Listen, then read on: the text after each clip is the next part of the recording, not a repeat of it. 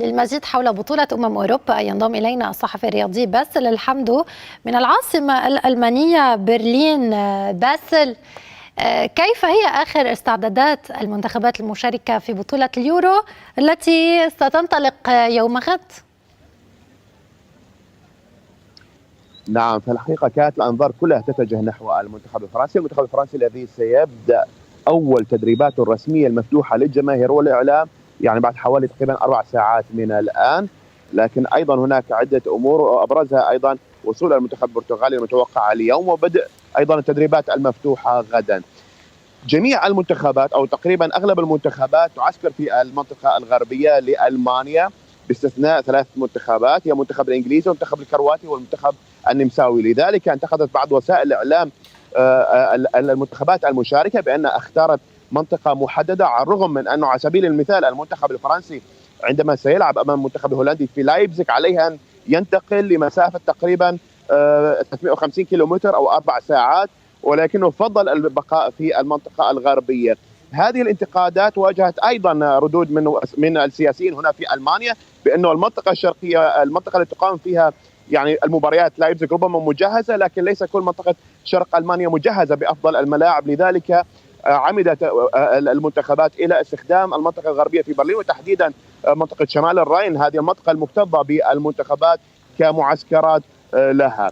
لكن على المقابل أيضا وضعت اللجنة المنظمة اللمسات الأخيرة على الملاعب، استلمت اللجنة المنظمة كليا تقريبا الملاعب من الأندية وتم تحويل أسماء هذه الملاعب. لم يعد على سبيل المثال ملعب أليانز أرينا بهذا الاسم، سيكون باسم آخر هو ملعب ميونخ لكرة القدم. بقي فقط ملعبان في ألمانيا بالاسم نفسه، ملعب برلين الأولمبي وملعب أيضا فولكس بارك ستاديون في هامبورغ، لأن الملعبين الأولمبي وملعب أيضا هامبورغ لا يوجد رعاة اقتصاديين لهم. لذلك قررت اللجنة المنظمة إبقاء اسمين على هذين الملعبين مع إزالة أيضا كل الشعارات المتعلقة بالأندية، بقي فقط يعني شعار بسيط لنادي بايرن ميونخ في ملعب الأليانز. طيب باسل، ميونخ لكرة القدم الآن بالحديث يعني عن استعدادات المدن الألمانية والملاعب المستضيفة للبطولة، هل هناك أنباء عن التحضيرات لحفل الافتتاح؟ نعم بالفعل، حفل الافتتاح تم فقط وضع الخطة النهائية له يوم الثلاثاء الماضي بسبب المشاكل التي حصلت بين اللجنة المنظمة من جهة والاتحاد الألماني والسلطات المحلية في ميونخ من جهة أخرى. هيئة إدارة الإطفاء في منطقة ميونخ رفضت إعطاء الموافقة لإطلاق الألعاب النارية حرصا على سلامة الجمهور في ملعب أليانز أرينا، لأنه بعض هذه الألعاب سيتم حملها باليد والبعض الآخر سيتجه نحو الجمهور. لذلك لم تمنح الموافقة إلا بعد شروط معينة. هذه الشروط هي أن تقوم الشركات المصنعة لهذه الألعاب النارية بإرسال مختصين لإطلاق الألعاب النارية أولا، وثانيا أن يتم تجربتها على أرض الواقع، وهذا ما حصل مساء الثلاثاء الماضي. تم تجربتها وتم إعطاء الموافقة النهائية لإطلاق الألعاب النارية. كان هذا الهم الأكبر، بالإضافة لأنه تم أيضا وضع خطة لحفل الافتتاح. ستأتي أيضا زوجة الراحل بيكي باور إلى ملعب ميونخ لحمل أحد الكؤوس الأوروبية، ومعها كلينسمان أيضا وديتس أيضا. يعني كل تقريبا يعني تم اختيار كابتن أو قائد المنتخب الذي حصل على بطولة أوروبا في السنوات الماضية، باستثناء طبعا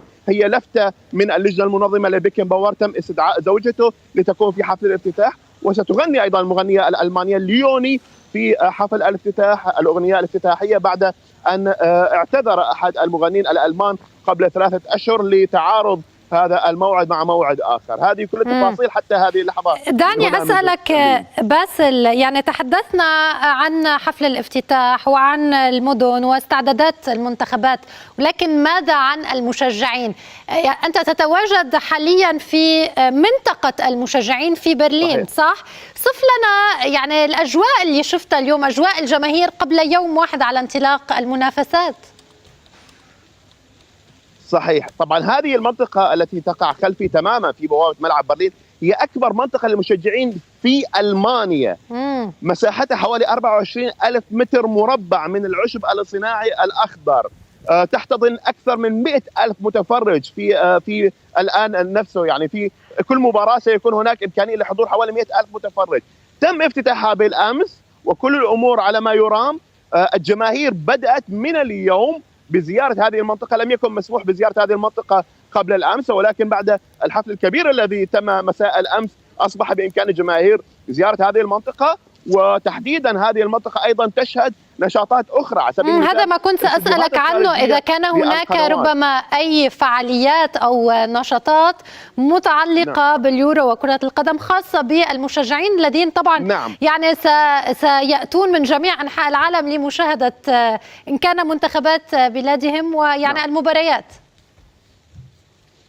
نعم، سيكون هناك نشاط على مدار البطولة، ألعاب متعلقة بالأطفال على سبيل المثال، ألعاب كرة القدم، بالإضافة بأنه سيفتح هذا الممر بين بوابة برلين وبين أيضا الفان زون للمشجعين الراغبين بإجراء الرياضة الصباحية أو المسائية في هذه المنطقة، التي أيضا ستكتظ بمجموعة كبيرة من المطاعم، من المقاهي، وبالإضافة لعدد كبير من الألعاب. وكما أعلنت اللجنة المنظمة هنا بأنه إحدى الشركات الكبرى تولت إقامة ما يسمى بالزوما فيست فوتبال، هذا المهرجان الكروي الذي سيستمر على مدار البطولة.